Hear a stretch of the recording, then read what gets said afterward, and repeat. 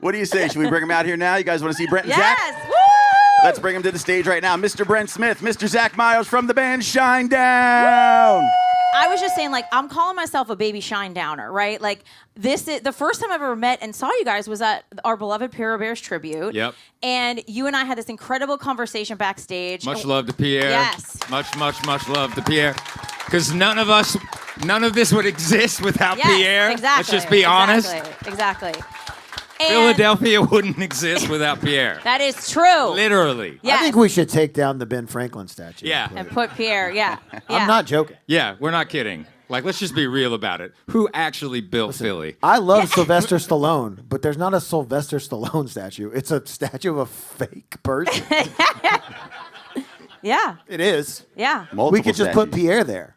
Yeah. Be great. Yeah. Well, Pierre does have a bench now in Rittenhouse Square, so next time you're here and have time, Oh, you'll so have to go. so where is it? It's in Rittenhouse Square, Okay. kind of closer to 19th. We did a beautiful dedication. We Oh my played your gosh. music. Oh my gosh. So next time we have time, I know you're on this like 10-day rockin' and rollin' and country roller coaster, but you'll have to come back to Philly and you can check out the I know we bench. wanted to start it right here in Philly, as it should Thank be. you. Thank you. So I feel very grateful because, like, again, we are sister stations. We hang out. We see each other every day. But you guys are basically like family. You know each other really well. And I'm like, can I join the family? It's like when someone brings a friend to Thanksgiving. Yes, that's how I feel. I'm like, hi, so I'm on the country station. Thanks for It's kind of having like a me. potluck. Welcome to the family. And you know what? Come one, come all. I'm sweet and sassy, so it makes sense. I'm very Nice. flavorful. Oh, yeah. And I was a baby Shinedowner when you guys were baby Shinedowners. going back. 1,000%.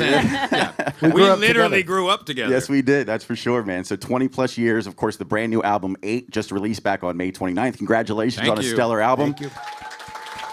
It's funny, too, because we talk about this where, like, in modern day, you build up to have your release of your record, whether it's your debut or it's your 8th studio record or what have you, and it's like 2 weeks go by. It's like, all right, well, it came out and on to the next. It's like, no, when the record comes out, that's when all the real work Yeah, starts. we don't do that. We start yelling at people at Yeah. the label when they're like, the record's out. We're like, yes, keep working. This is now, the work starts now. Yeah. So first A album. year and a half of work on this particular record, so Yeah. this one's very important to us. Of course, since Planet Zero, which was out in 2022. 18 new tracks on the album. I mean, this was an ambitious undertaking for you guys this time around. Yeah. Yeah, that's why it took so long.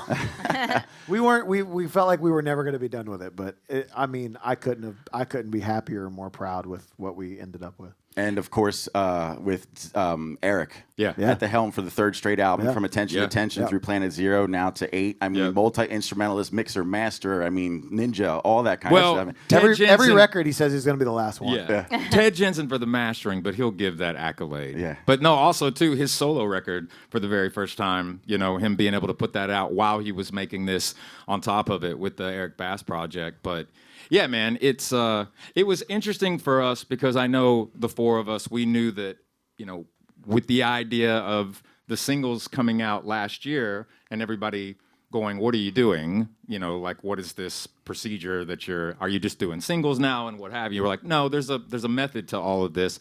But it was cool when people actually got the record that they saw it was 18 songs. Because some people were like, oh, this is going to be self-indulgent. It's going to be 2.5 hours long, And then they got it, they're like, oh, it's an hour and 4 minutes. And then there were some people that I think they thought because of Planet, like, oh, they're going to be like little segues. Yeah, they thought they not were going to, interludes all or these songs something. are going to be interludes or like a segue, and they were not. And then they're like, It's oh, all these are songs. actual songs. Yeah. So, but that was one of the reasons why it took a year and a half was we actually did have a very specific thing that we were doing because two studio records that were conceptual, and then now making a traditional record where all these stories are a different story, but they still belong in the same body of work. So here's my question, because obviously you have this rich history in rock. You have crossed over to top 40 and you had success here, and then you decided I want to take on this country project.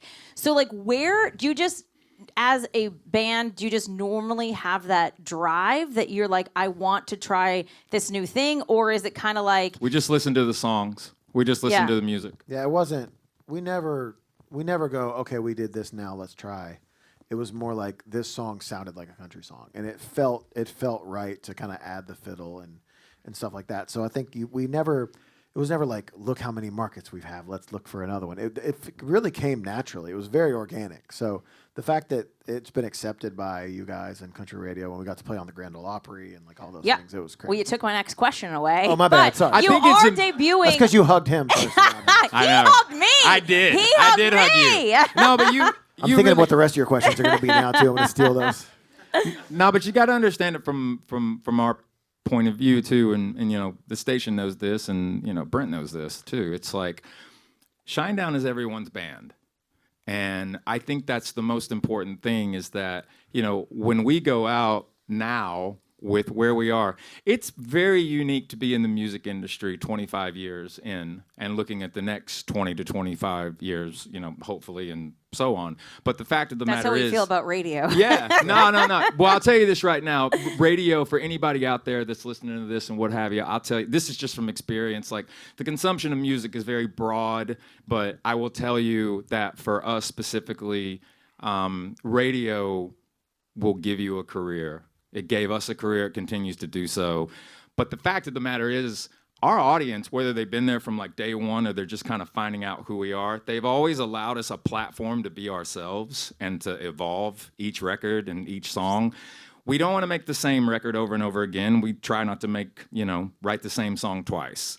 But, you know, these songs are, you know, they come from a very real and authentic place. And, you know, the structure of formatting and, you know, is a song a rock song? Is it a pop song? Is it a country song? Is it a metal song?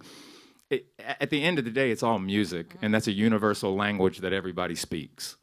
What's the song from 8 that everybody's coming up to you guys and saying, yo, that's my jam? A lot. It's Young wild. Again. Yeah, Young Again, yeah. Young Again was like, you know, we felt a lot of that on Planet Zero. There were certain songs people came with, like, I did not expect Young Again because it wasn't a single when it came out. Yeah. It just was like, here's another track with the record, and the response from that has been insane. It's been overwhelming. Also, the finale track, I'm noticing the pilot is getting like a lot of. It's pretty overwhelming because there's a very unique story that how that song was born. But you know, also too, you know, people just hearing the fact that even though it's not conceptual like the other two, you know, Attention and Planet, what I find interesting is that because when people listen to it, you know, as an album, every time that they listen to it, it's the most reviewed like debut from us in our history from a global standpoint. Like we're overwhelmed by like just the amount of like media globally outside of just the US that have like given it like 4 out of 5 stars. It's pretty crazy.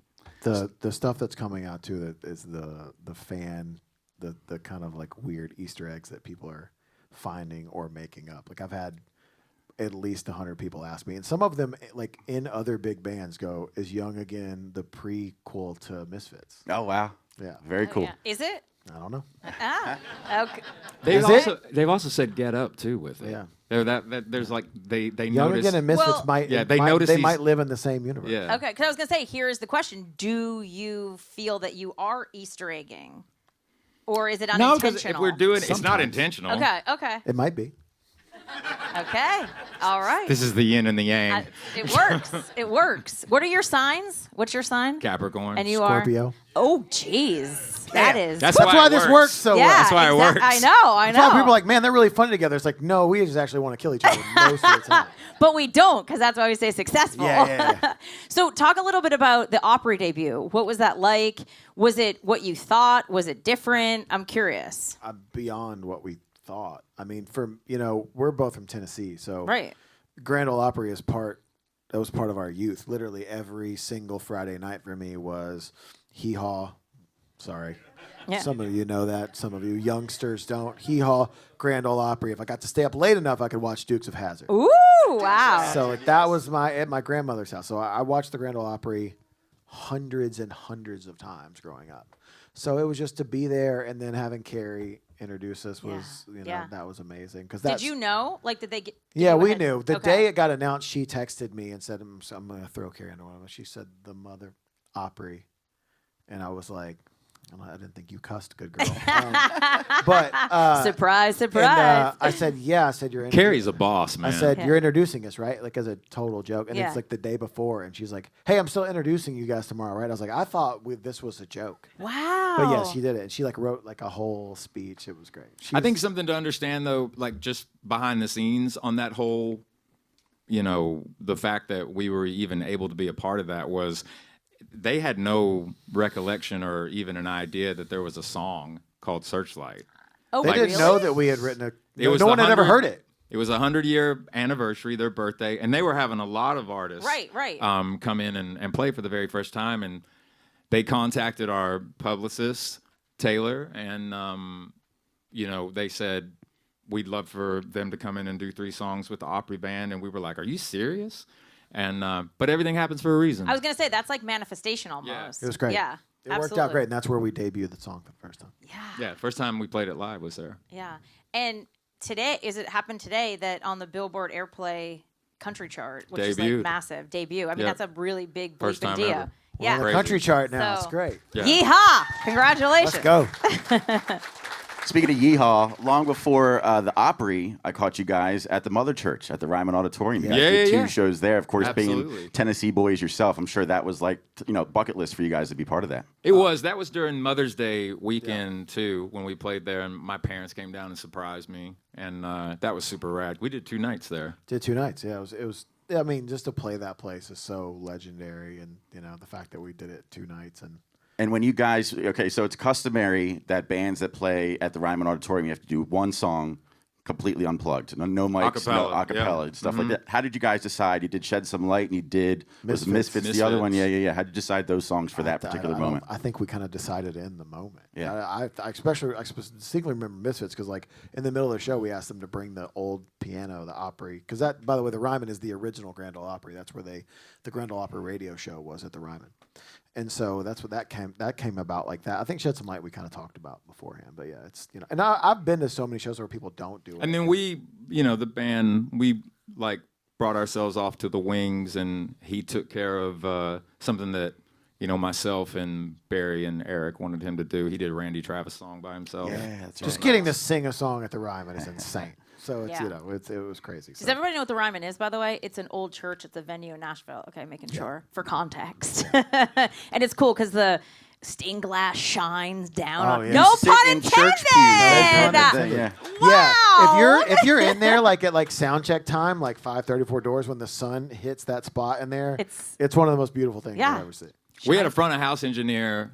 Chad did that, right? Chad was there at the time. Yeah. At the time, it's funny because after the 2 nights, he came up to me and was like, "Hey, just so you know, the tension each night, because for both of the sets, they were 2 totally different sets those 2 nights, but we have some of you probably know this, like we have, there's a part of our show with a song called Enemies that's definitely like a crowd moment and what have you. And the jumping from the balcony, they were just like, both nights they were like holding on for dear life because they were like, this balcony's going to go. They were getting Like- structurally concerned Yeah. about the 200-year-old building that they were in. But just goes to show you, it's still standing even after we played it. There So you it go. was good bones. Good bones. That is Good Bones. That sounds like a song title, too. Speaking of shows, of course, you guys are kicking off the Dance Kid Dance Act 2 tour. You did these last month or so. Of Yep. course, you just wrapped it up in Yep. Hershey, who was in Hershey a couple of weeks ago. Hershey was a blast, man. That show sold out in like, what, a 36 day? minutes or Yeah. something. Yeah, it was Yeah. crazy how fast that show sold out. And of course, we'll see you back through Philadelphia. It's going to be July 23rd, Xfinity Yeah. Mobile Arena, Yeah. along with Coheed and Absolutely. Cambria. Of course, from Ashes to New as well. But I got to ask, Yep. at the end of the Hershey show, when the Silly String came out, Yeah. you didn't know it was coming, No. but Zach, it looked like you knew it was coming, and I Yeah. saw your son had some cans too, yeah, right? yeah. No, I always know it's coming. So I don't know how it started. His son's out there peddling Shinedown merch for hundreds of dollars. My son Can't made take the Memphis out of the boy. my son made $85 the last night of the tour. Oh, yeah. So No, funny. I don't know how the prank started. I think I just started messing with him at that one spot of Sound of Madness on the Yeah. B stage, and then it got to the point now where it's like the worst part of my day is trying to come up with a new thing to do. Yeah, to because him. it gets harder. It gets harder. Now You he can only set do so himself much. up. Yeah, it's like you can only do so much. So we have a campaign coming out pretty soon where I think I'm going to ask fans about different pranks that I won't that know I about. could. Yeah, no. But The one Chris- show where he pulled his in ear out when he was up there. Yeah. I always take one ear out anyway. Oh, the one where I pulled his ear out was a total accident. I was just trying to pet his face because when you're out there in front of the PA like that, taking your in and out's a dangerous game because the PA is ahead of you. Yeah. Or sorry, behind you. It's delayed about I don't know how many. For a How guy many? that- How many milliseconds, Chris? Nerd. How many? 20 milliseconds. Too many or 20? Okay. Both. So like you'll get messed up because the PA again there's a delay. So we're playing everything and then you hear it 20 whatever how many too many milliseconds later. Yeah. Wait, is it really true that it's the clicking the whole time in your ears? Not Is in that- mine. No. Some songs on mine. Because Yeah. TikTok, is TikTok everything you believe on TikTok? No. They all TikTok they say that's like. Like some songs, yeah. So like when I start like a song, and I start a lot of the songs. So when you hear monsters, you're like monsters 1, 2, 3. That's what you 4, hear. yeah. Well, also because like the pyro, all the lighting is connected to that. Yeah. So technology is crazy nowadays. You can do anything with that. Wait, let's talk There's about always, but there's always like there's a motherboard to everything that we do, but there's a kill switch on everything. Yeah. So a lot of times, like once again being a nerd here, they call it time code.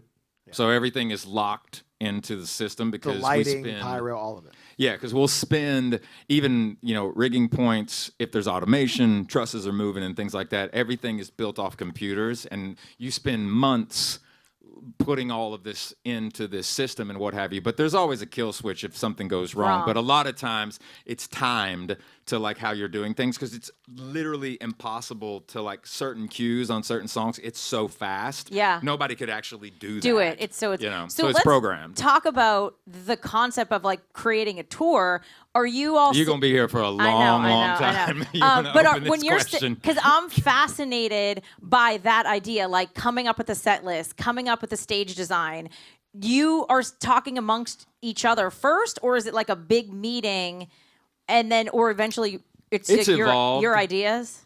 Yeah, I kind of will start with him and go, this is what I'm thinking. Yeah. And then we'll kind of bring the other guys into it. But yeah. The, I've designed our last 3 or 4 tours. Wow, that's so cool. I got to It's do cool a until you get migraines every day. Good Then point. It's not We're cool we're anymore. lucky though too.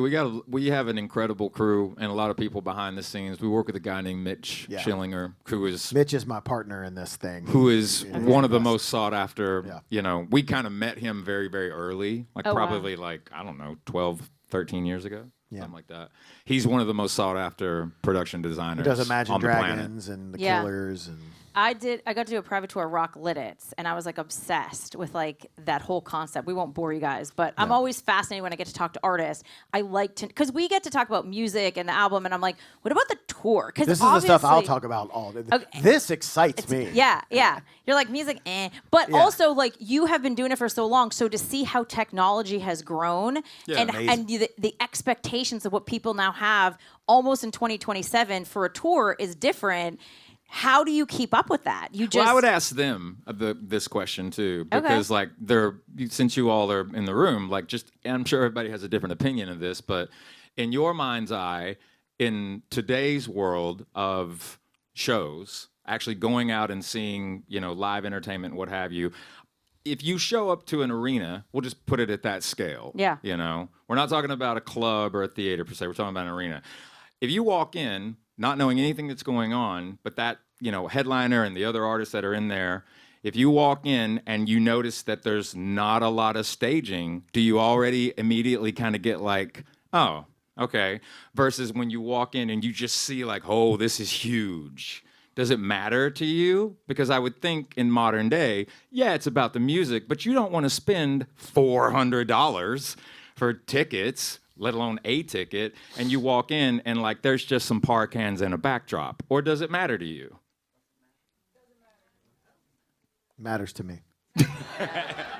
I'm trying to blow up everything in the world. And that again right there is the beauty, that's the beauty of the human spirit. Yeah. But you look at huge acts too, though. You look at Bruce Springsteen, right? Big stage, he carries that stage, but the whole back's open. There's no video wall. There's just side videos, and so.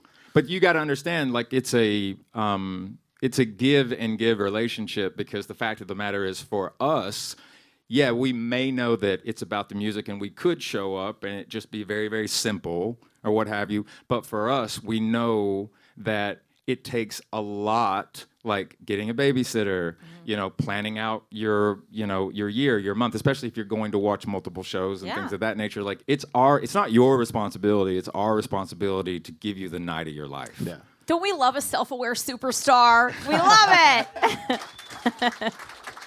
I mean, it really is. The stage setup that you guys have now, I mean, going back to maybe even the Revolutions Live tour with the extended stage kind of coming out from the main stage. Once again, he was like, hey, let's turn the stage sideways.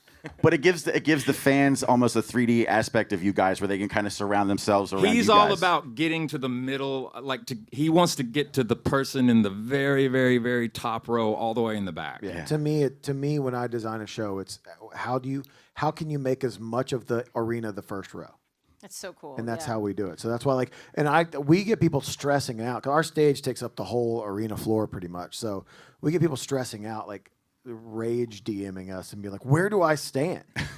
What's the best places?" I think anywhere is good. That's why it was designed this way. That's another thing too. When you're scaling it, you're trying your best to not have a bad seat in the house. Yeah. But do you take notes? Like you're so into that design. So you're like in your notes app, just like as you're going along. My guitar tech is the most stressed out because literally in the middle, the last show of the tour, Hershey, we've already been on tour for 3 weeks. I go over to him 3 different songs and I'll be like, less blue light during this song. So I'll get off stage and I'll have a text message from him with a notes app, and it's all my notes that I gave because I'm watching everything in the show. Cool. I'm watching every Pyro hit. We had a Pyro hit that was late on every show except for the last 3 shows, and I just kept going, tell him to bump it up to like half a second. And then like all these things. So I just give him notes during the show. He's got to do so many things. Right. So you're singing, performing, and kind of I have to watch everything. Wow. That's really cool. I enjoy it though. And this is why He's you guys are also so successful. Well, we're successful because of all of you. That's why you for some reason We brought have- us we into have your nothing lives. to do with this. Yeah. Yeah, for some reason you wanted to bring us into your lives, which we're very grateful for. Even though it's marked on stage, like how long did it take you to be recognized where the Pyro was shooting out? Because I know early on. I don't know, Brent. How long did it take? Well, 2 flames to the face on 2 different tours. When I place the fire where it goes is one way to start. I do all the production. He does the pyro. I have nothing to do with the pyro. That's all him. Interesting. Yeah. But he set himself on fire twice. So. Yeah. Yeah. And here's the thing. The best part was the first time. We still can't use propane underneath the stage in Spokane, Washington. I even called this tour. I saw Spokane, and I called our production manager. I go, are these guys going to be dickheads again? And they're like, oh, yeah, buddy. They already called us and said you cannot have fire under the stage. Oh, my God. But the first show, he's like, I don't think anybody saw it. I don't think anybody saw it. And then we took a tour break, and I would go see friends' bands, like in huge bands. They'd be like, dude, is your singer okay? I have no idea what he's talking about. I go, oh, you guys. Nothing happened. I'm like, oh, you guys Nothing's saw that? happened. He's like, dude, we saw it that night. There was like a TikTok with like 10,000 views. But wait, is this for everybody in Spokane? Like every artist that comes? No. Like, did No, you no, just us. You ruined it for everybody. Yeah. Shout out to my guy here. But who, wait, were the you- fire marshal knows his were first you and last injured? name. No. You weren't injured. No. Oh my he was God. not. No. Shockingly. By That- the way, we have the other side of it too is 100% my fault. Yeah. 100%. It wasn't my like fault. a pyro guy who did he walked into it. Okay. Yeah. But still, the fact that you weren't injured is a miracle. No, really. no. Nothing. I that, smelled hair for Yeah. no injury. Look, But- here's the reality of that is that happens more than you would think in certain instances. Like the more anything that's explosive, literally up there, Outside shows too because of wind. you have to Yeah. be really respectful of that stuff, man. Yeah. Like There's also a spotter, so there's another person on the other side of the stage who has a headset on and in real time says the wind isn't bad, you can go or you can. fire marshals are always really, really detailed on the side of the Yeah. stage too. You've got some cities, some countries where they'll come in and they'll check your demo during the day, And if they know you or what have you, they'll trust you, and they don't even show up to the show. And then some fire marshals are there as soon as you get there, arrive, and they are with you. That's why you're nice to everybody. That's Yeah. why You're- we shake everybody's hand. I know. They're there all day. I shake every fire marshal's hand because I don't want them to see some. We have these huge flames that come down from the ceiling Yeah. on top of us. Yeah. And The I don't want those. Prometheus Yeah, is, I don't want the those fun guys ones. to like shut those down. So I'm like, hey man, how you doing? Nice to meet you. See, this is so interesting. I could talk about this for like another hour because it's a lot of stuff we don't ever get to. I'm a straight nerd. We're like, tell me about track 8, More and I'm like, I Pyro. want to know about Pyro. Most people want to know about Pyro. Can we get you guys to play some music for us? 1,000%. Hell yeah, Absolutely. man. Ladies Thank and gentlemen, you put your so hands together. much. Mr. Woo! Brent Smith, Mr. Zach Myers, Shinedown.